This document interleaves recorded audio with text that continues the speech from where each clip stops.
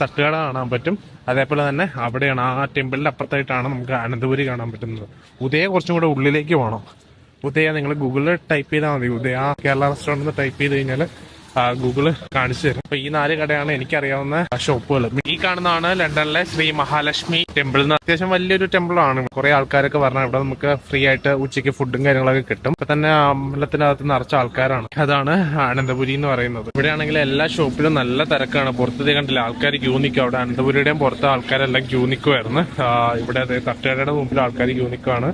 അവിടെ നവരുചിയും ആൾക്കാർ ക്യൂ നിൽക്കുമായിരുന്നു. നല്ല തിരക്കായത് കാരണമാണ് ഞങ്ങൾ പുറത്തേക്ക് ഇറങ്ങിയത്. പക്ഷെ എന്നാൽ ഇത് എവിടെ നിന്ന് കഴിക്കുന്ന ഒരു ഐഡിയ ഇല്ല. ഇവിടെ പുതിയ കേക്ക് ഷോപ്പൊക്കെ വന്നിട്ടുണ്ട്. ഫാപ്പ് കേക്ക് എന്ന് പറഞ്ഞിട്ട് ഏതെങ്കിലും കടയിൽ ഫുഡ് തീർന്നതിന് മുമ്പ് പോയി ഫുഡ് കഴിക്കാനുള്ള പരിപാടി നോക്കണം. അപ്പം ഞങ്ങൾ നവരുചി പോകാൻ വേണ്ടി പ്ലാൻ ചെയ്തു. നേരെ നവരുചിയിലേക്ക് പോവാണ്. കാരണം അവിടുന്ന് ഞാൻ കഴിച്ചിട്ടില്ല. അതൊന്ന് ട്രൈ ചെയ്യണമെന്നുണ്ട് അവിടുത്തെ ഫുഡ്.